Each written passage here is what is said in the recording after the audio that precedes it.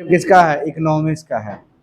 आप लोग का बिहार जीके पूरा हो गया, ऐसे जीके हो गया, भारत का वर्ल्ड का जीके हो गया, ज्योग्राफी हो गया, कल पॉलिटी हो गया था, बायोलॉजी हो गया है, कुछ कुछ टॉपिक जो इम्पोर्टेंट टॉपिक था वो फिजिक्स का भी हो गया है।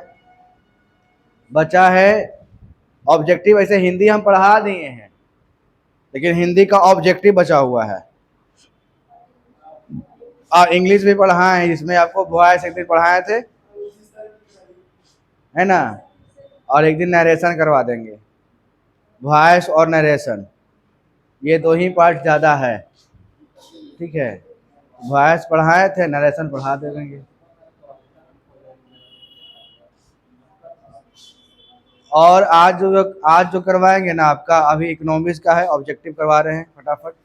आप लोग इकोनॉमिक्स पढ़े हैं, ठीक है।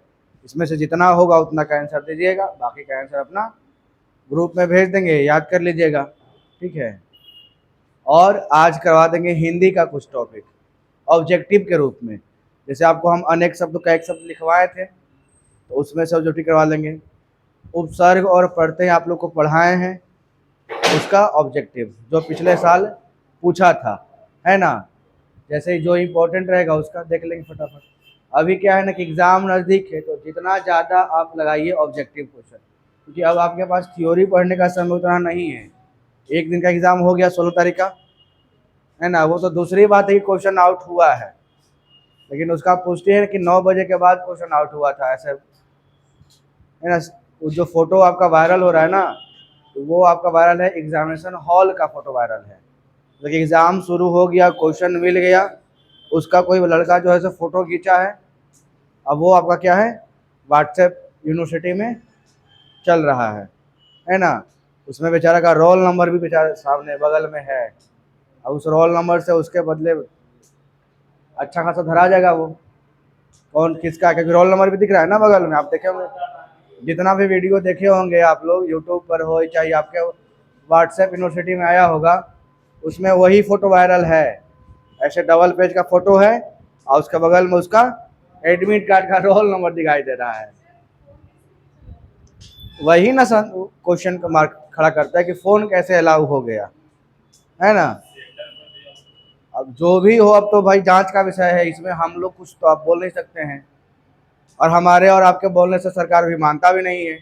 ये बच्चा लोग कितना भी आंदोलन कर ले, सरकार मानेगा ही नहीं कि हम क्वेश्चन आउट करवाए हैं।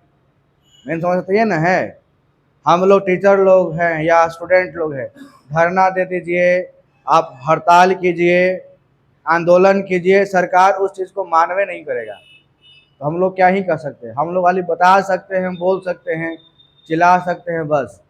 सरकार को तो मानना भी तो चाहिए ना कि हम गलती किए हैं। अब जिस जिला का क्वेश्चन आउट हुआ था, उस जिला का फिर रद्द करेगा, तो फिर इसको दोबारा एग्ज़ाम लेना पड़ेगा, और फिर क्या होगा, उससे पूरे को होगा दिक्कत ना, फिर एग्ज़ाम पूरा ख़त्म होने में डिले कर देगा वो, है ना। दोबारा एग्ज़ाम कब लेता है, जांच करने के बाद, ये भी एक समस्या आता है ना। अभी है बिहार में चुनाव का माहौल चल रहा है, चचा जान चाह रहे हैं कि जल्दी जल्दी चुनाव हो जाए, फिर से हम मुख्यमंत्री बन जाए, फिर से बिहार के जो है सो अभी तो गड्ढा में गया है, एकदम डाल देंगे एकदम अच्छे तरह से। कुछ तो है, अभी कुछ दिन पहले, कल का या परसों का वीडियो है ना, पटना के हॉस्पिटल में घुस के मारा है 5 लोग, है ना, गैंगवार चला हॉस्पिटल में। वो भी कौन सा, को देखिए हॉस्पिटल का नाम भूल रहे हैं, कुछ बहुत बढ़िया हॉस्पिटल था पटना का। नहीं नहीं है? और भी बिना मास्क लगा के, सीसीटीवी 5 का क्लियर फोटोज है। चाकू नहीं, बंदूक था, 5 के 5। बताइए, अब प्रशासन सोया हुआ है। तो मेन समस्या क्या होता है ना कि ये सब तकलीफ जो है ना आम पब्लिक का है, इसलिए सरकार सुतल है। जिस दिन सरकार को तकलीफ होगा ना, उस दिन सरकार जगेगा, ठीक है। ये समस्या है, तकलीफ आम जनता का है, बड़ा लोग को तो इससे फायदा फर्क नहीं पड़ता है। आम जनता है, जो गरीब है, आम जनता है, जैसा कोई नहीं है, उसके लिए तकलीफ में रहिए आप चुनाव जिता के भेजवा दिए 5 साल के लिए, आप 5 साल रहिए अच्छे से। इस बार चुनाव है बिहार में, हम आप लोग से बस यही अपील करेंगे कि वैसे लोग को वोट दीजिए जो आपके सपोर्ट में, आपके समर्थन में खड़ा हो, जो आपके हित के लिए सोचे। जातिवाद बहुत हो गया बिहार में, है ना। हमारे चचा के सपोर्टर है बीजेपी तो हम बीजेपी के वोट देवेंगे, हमारे चचा ललटेन है तो हम आरजेडी के वोट देवेंगे, ऐसे नहीं। जाति पर कभी जय मत कीजिए, समझे। आप लोग ही अब अगला भविष्य आप ही लोग हैं और हम लोग जैसे युवा हैं। तो जाति पर बटेंगे तो बस बट जाइएगा, है ना। कटने के तो बाद पहले नेता भी हमने के ले लेगा। अरे हिंदू मुस्लिम तो बात की बात ना ना, पहले नेता हमने के सब कुछ का कांड कर देगा। तो हम लोग अपना भलाई देखेंगे, उसके हिसाब से नेता चुनेंगे, बात खत्म, है ना। जो विद्यार्थियों के हित में सपोर्ट करे, हित में काम करे, नेता हम लोग को उसी को चुनना है इस बार, और किसी को नहीं। बाकी जो है अपना देखिए, विकास कीजिए, हम लोग के फेवर में सपोर्ट कीजिए तो हम लोग देखेंगे, है ना। चलिए देखिए एग्ज़ाम का क्या है कहानी, कैंसिल करेगा कि नहीं करेगा, वो चचा जाना भी सुतले होंगे, दिन भर तो भकवाले रहते हैं, उनको क्या पता चलता है कहाँ पर क्या हो रहा है। ना उनको कुछ भाषण देने आ रहा है, ना कुछ काम करने आ रहा है, उलूल जुलूल बात करके सब उठले रहते हैं। अब उमरियो तो हो गया है ना, उनको भी चाहिए कि अभी सबसे त्याग करें, लेकिन नहीं भाई, कुर्सी का प्रेम है, रह पकड़े रहेंगे कुर्सी। चलिए आइए मेन मुद्दे पे आते हैं। आइए आज का टॉपिक क्या है, इकोनॉमिक्स। इकोनॉमिक्स में जो प्रीवियस ईयर क्वेश्चन जो था, देखिए यहाँ सामने आप लोग को दिख रहा होगा। इकोनॉमिक्स ऐसे आप लोगों को क्लास में थियोरिटिकल कुछ पॉइंट्स हम बता दिए थ्योरी वाइज, आज देख लीजिएगा क्या ऑब्जेक्टिव। इसमें जितना सवाल प्रीवियस ईयर का पूछा है या पूछने की संभावना इस एग्जाम में देखेंगे। चलिए देखिएगा, पहला सवाल क्या है आपका कि प्रति व्यक्ति आय का प्रतिपादन किसने किया था। नहीं बाबू, ध्यान दीजिए इसमें। हाँ, प्रति व्यक्ति आय का प्रतिपादन किसने किया था। नहीं बाबू, एम.एन. राय। किसने किया था, एम.एन. राय। ध्यान दीजिए, आप ही लोग का अगला एग्जाम है, आप ध्यान दीजिए। डेयरी हो गया, मत्स्य पालन और कृषि किस क्षेत्र के अंतर्गत आते हैं। आपको बताया गया है प्राथमिक क्षेत्र, द्वितीयक क्षेत्र, तृतीयक क्षेत्र, किसमें आएगा, प्राथमिक क्षेत्र में होता है। ठीक है, डेयरी हो गया, मत्स्य पालन और कृषि। आइए मुद्रास्फीति से आप क्या, मुद्रास्फीति में क्या होता है। मुद्रास्फीति, मुद्रा अवस्फीति सब पढ़े होंगे आप लोग। मुद्रास्फीति में क्या होगा, मुद्रा की मूल्य घटेगा और वस्तु कीमत बढ़ेगा। मुद्रास्फीति को हम लोग बहुत भाषा में महंगाई बोल देते हैं, ठीक है ना। यही हो गया महंगाई, मुद्रा का वैल्यू कम जाएगा और वस्तु का दाम जो है सो बढ़ जाएगा, हो जाएगा मुद्रास्फीति। स्टैगफ्लेशन इसका हिंदी होता है, सॉरी इंग्लिश। देखिए ये सब करवाए हैं आप लोग को। न्यूनतम लिंगानुपात वाला राज्य कौन सा है, न्यूनतम लिंगानुपात वाला राज्य बताइएगा। इसमें ये आपका ऑब्जेक्टिव में करवाया गया स्टैटिस्टिक्स के में। दांत तोड़ देंगे हम, आगे बैठ जाइए, आप तो तेज बैठ जाइए। कौन सा है आपका, हरियाणा। खिड़की बंद कर दे, लाइट बंद कर दे, अकला के मर जाए, हो गया पढ़ाई। एक तो ऐसी गर्मी है, पंखा बंद करवा दीजिए आप लोग, बर्दाश्त कीजिए थोड़ा। तो इधर बैठ जाइए, कुछ नहीं लग रहा है। अच्छा आप लोग को दिख रहा है जी, तो आपका आँख खराब है मेरा।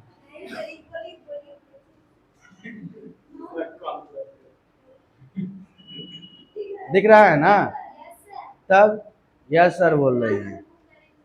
मांग के लिए आवश्यक तत्व है, मांग के लिए देखिए, अब यहाँ पर वस्तु की इच्छा है, एक निहित मूल्य है, साधन व्यय करने की तत्परता है और उपयुक्त सभी है। तो क्या बोलेंगे बाबू, मांग के लिए तो वस्तु की इच्छा रहेगा तब ना आप मांगिएगा, वस्तु का इच्छा रहेगा आपका तब ना आप मांगिएगा। जैसे आपको भोजन चाहिए तो खाने का मन करेगा तब ना भोजन कीजिएगा, कि पेट भर लो रही तो मांगिए खाना देते हैं, होता है ऐसे। तो मांग, वस्तु की इच्छा रहेगा तब मांग के लिए आवश्यक होगा, बात समझे। ये सब कॉमन चीज था। आइए, सुमन योजना का संबंध किससे है बताइए, सुमन बताएगी अब। सुमन योजना का संबंध किससे है, नहीं, सुरक्षित मातृत्व, सुरक्षित मातृत्व से संबंधित है। शुद्ध राष्ट्रीय उत्पाद का मूल्यांकन कैसे किया जाता है? शुद्ध राष्ट्रीय उत्पाद कौन सा होगा ये बताइएगा।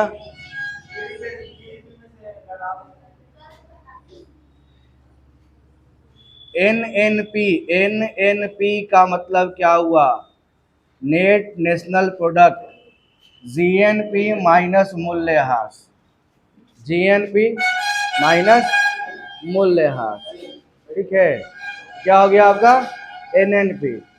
शुद्ध राष्ट्रीय उत्पाद का मूल्यांकन कैसे किया जाता है? तो जो जीएनपी है ना, ग्रॉस नेशनल प्रोडक्ट में सकल घरेलू उत्पाद, सकल घरेलू उत्पाद में से जो मूल्यह्रास हुआ तो क्या करेंगे? माइनस कर देंगे, तो क्या निकलेगा? शुद्ध राष्ट्रीय उत्पाद निकलेगा।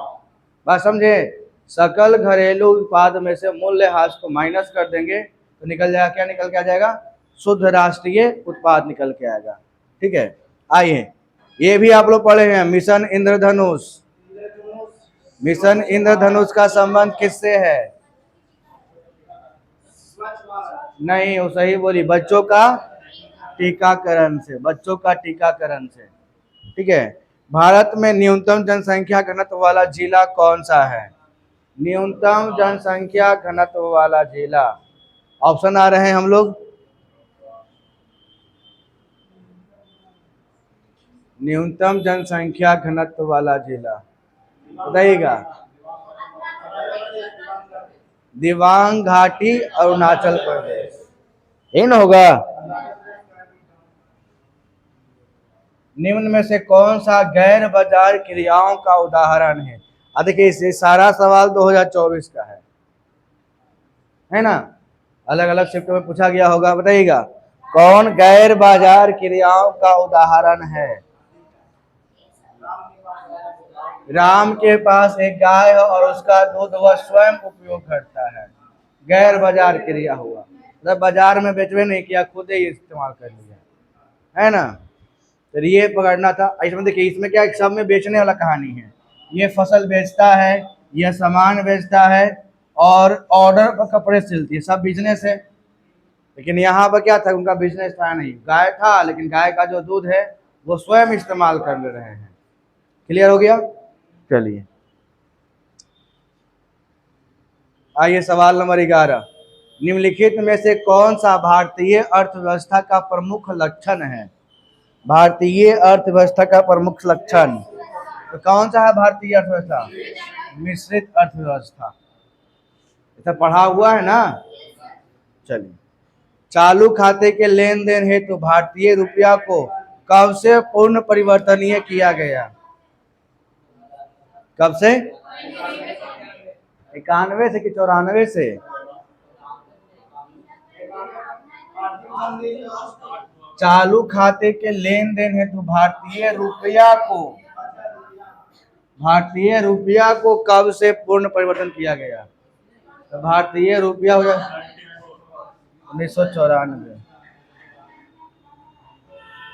ठीक है। वो आरबीआई वाला होगा, भारतीय रिजर्व बैंक वाला होगा शायद।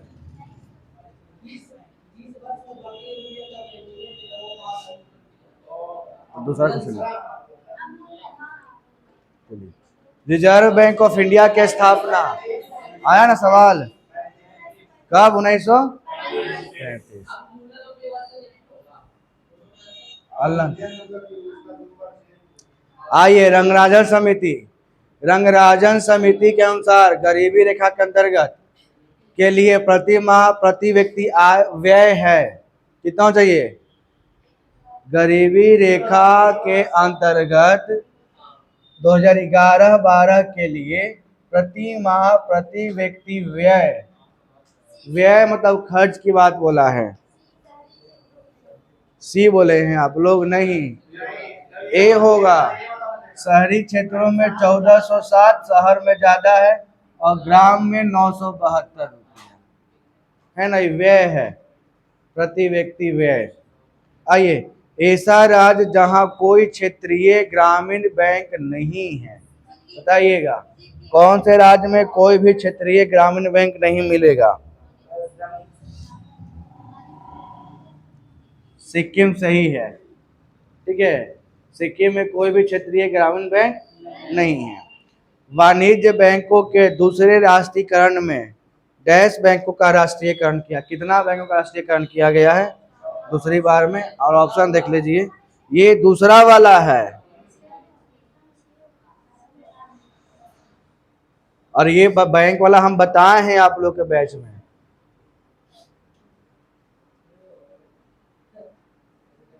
चलिए ऑप्शन दे रहा है 4, 5, 6, 8।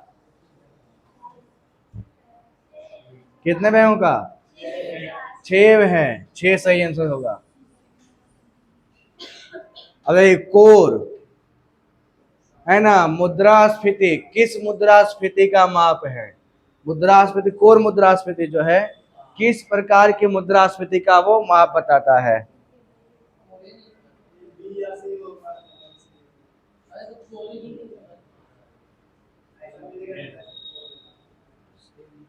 देखते हैं ऑप्शन। जो केवल खाद्य पदार्थों तक उपजा कीमतों पर आधारित है, जो उन मदों को समाविष्ट करता है जिसकी अस्थिरता कीमतों की स्थिर रहती है, जो उन मदों को वर्जित करता है जो कि अस्थिर कीमत स्थितियों का सामना करती है, और विशेष रूप से खाद्य पदार्थों की तथा ऊर्जा की। यही हो सकता है मेरे हिसाब से। ठीक है, अब ये कोर मुद्रास्फीति, मुद्रास्फीति का भाग में था, आओ कोरम था, कोर नहीं था, कोरम था पॉलिटी का, है ना, जन पूर्ति वाला था ये। अच्छा देखेंगे इसका डिटेल। इसका आंसर है जो उन मदों को वर्जित करता है जो कि अस्थिर कीमत स्थितियों का सामना करती है, और विशेष रूप से खाद्य पदार्थ तथा ऊर्जा की, जिसका वैल्यू अस्थिर हो, घटते बढ़ते रह रहा है, उसके लिए। खैर आते हैं आगे। संसद ने स्टेट बैंक ऑफ इंडिया के साथ सहायक बैंकों को मर्ज करने के लिए स्टेट बैंक विधेयक 2017 पारित किया था। कितने बैंक किया था उसमें? कितने बैंकों को मर्ज किया था? 2017 में हुआ था बैंक का मर्जीकरण 6। कितने का? 6 का। किस अधिनियम में एक ऐसा प्रावधान है जो भारत सरकार को भारतीय रिजर्व बैंक को निर्देश जारी करने का अधिकार होता है? कौन सा है बताइए? यहाँ पर वित्त विधेयक है, बैंकिंग अधिनियम है, आरबीआई अधिनियम धारा 7 है, और भारत के संविधान की धारा 11 है।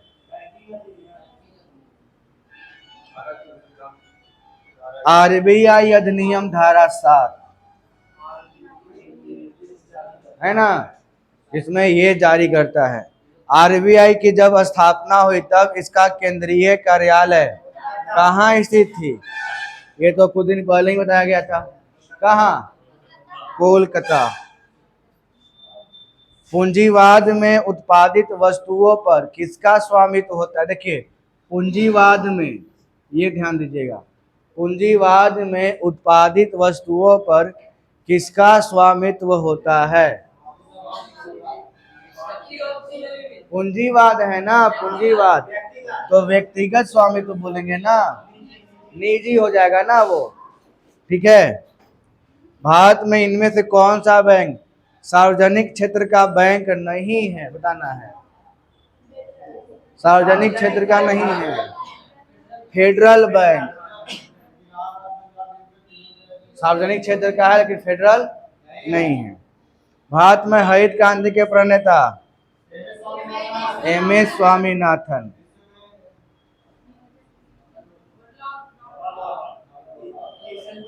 भुला जाते हैं वो। नियोजित निवेश, नियोजित बचत, देखिए यहाँ पर दिया है नियोजित निवेश, नियोजित बचत से अधिक होने का तात्पर्य है। जो निवेश है वो नियोजित बचत से अधिक हो रहा है, उसका क्या तात्पर्य होता है? और यहाँ पर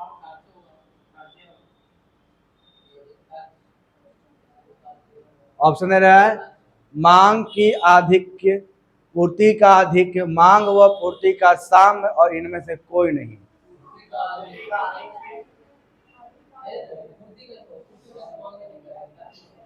मांग व पूर्ति का साम्य, मांग और पूर्ति का साम्य। ठीक है, ये सही आंसर होगा। अच्छा ये आया हरित क्रांति का सबसे अधिक प्रभाव महसूस किया गया गेहूं के उत्पादन में। ऑपरेशन फ्लड सेकेंड का निम्न देखिए, यहाँ ध्यान देना है, ध्यान। ऑपरेशन फ्लड सेकेंड का है, कन्फर्म करने हैं किसे? नहीं बाबू, ऑपरेशन फ्लड पहला हो या दूसरा हो, है दूधे से,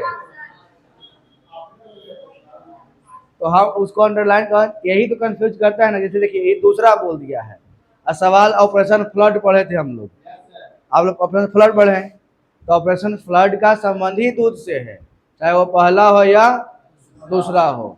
ऐसे सेंटर में नहीं ना कि सर दूसरा दे दिया है ना, तो कंफ्यूज हो जाएंगे, हम मार देंगे, जैसे वो मार दी बाढ़ वाला, है ना, बाढ़ मार देंगे। नहीं, भारत में निम्नलिखित में से किस बैंक ने सर्वप्रथम इंटरनेट बैंकिंग सेवाओं की पेशकश की थी?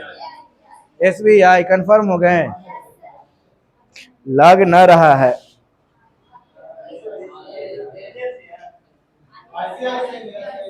आईसीआईसीआई, उस दिन इसी का चर्चा क्लासरूम में हुआ भी था ना, आईसीआईसीआई बैंक।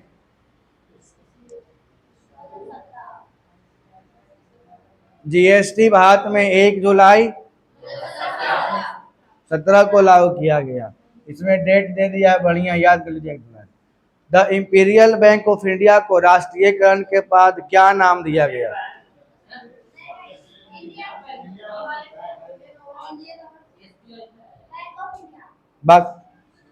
इंपीरियल बैंक या भारतीय स्टेट बैंक? एसबीआई, भारतीय स्टेट बैंक। और ये भी कुछ दिन पहले पढ़ाए हैं, याद आ रहा है आप लोग को कि नहीं? बैंकिंग, जितना भी बैंकिंग का क्वेश्चन था सब इसमें से था, ठीक है। भारत में कृषि और संबंधित कार्यकलापों को निम्नलिखित किसके द्वारा सबसे अधिक उधार प्रदान किया गया है? किसके द्वारा किया गया है? वाणिज्य बैंक। किसके द्वारा? वाणिज्य बैंक। आइए, जीडीपी, ग्रॉस डोमेस्टिक प्रोडक्ट, सकल घरेलू उत्पाद, विशेष कृषि क्षेत्र स्थापित करने वाला पहला भारतीय राज्य कौन था?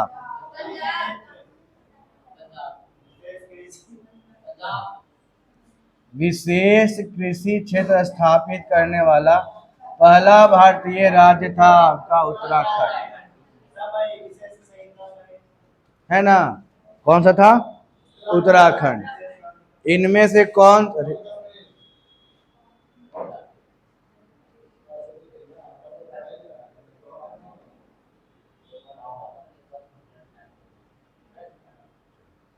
इनमें से कौन सा भारत में कृषि विपणन के मुख्य दोषों में से एक नहीं है? कृषि विपणन के मुख्य दोषों में एक नहीं है की बात किया गया है, ध्यान दीजिएगा। अनुकूल मंडी नहीं है ना, नहीं है। किसी वस्तु का बाजार मांग वक्र होता है, देखिए ये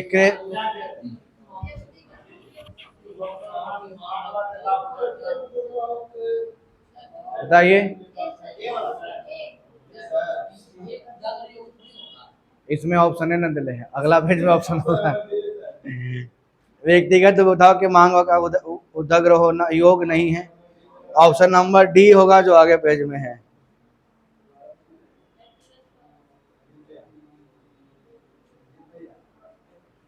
हाँ हाँ, ये तो होगा ही ना। क्या है? व्यक्तिगत फर्मों के मांग वक्र का क्षैतिज योग। खाद्यान्नों का न्यूनतम समर्थन मूल्य प्रति वर्ष कौन सिफारिश करता है? आइए, न्यूनतम समर्थन मूल्य वाला, कृषि लागत एवं मूल्य आयोग, है ना। प्रति व्यक्ति प्रति वर्ष उसका जो फसल का होता है निर्धारण, है ना, वो कौन अधिकर्ता निर्धारित करता है? कृषि लागत एवं मूल्य आयोग। भारतीय खाद्य निगम की स्थापना कब हुई? 14 जनवरी 1965। एक, वर्तमान में वस्तु एवं सेवा कर की नामक नई कर व्यवस्था के लिए उच्चतम प्रतिशत स्लैब कितना है? कितना है हाईएस्ट? नहीं, 28 सही है। 28%। 28%। कृषि विपणन की आधारभूत संरचना कब से प्रभावी हुई? कब से है?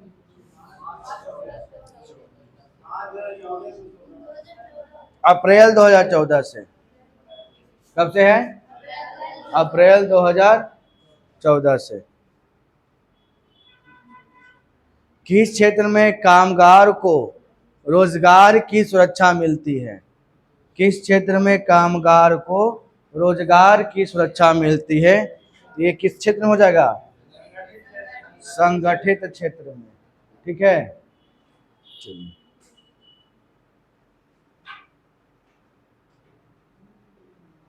अल्प बेरोजगारी तब होती है जब लोग, अल्प बेरोजगारी की बात किया गया है।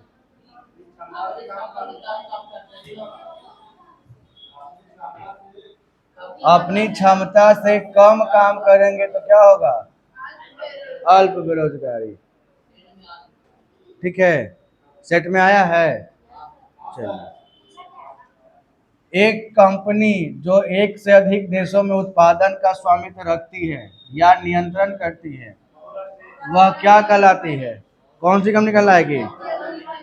बहुराष्ट्रीय कंपनी। ठीक है, ये सवाल भी 2022 का है। और तृतीय क्षेत्र में सम्मिलित गतिविधि नहीं है, बताना है।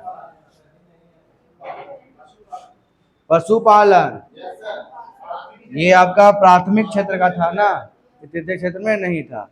ये हो गया आपका इकोनॉमिक्स का पूरा टॉपिक खत्म। ठीक है, इसमें कितना था आपका टोटल ऑब्जेक्टिव? 42 क्वेश्चन। ठीक है, अभी शुरू करेंगे हम थोड़ा देर में हिंदी। हिंदी का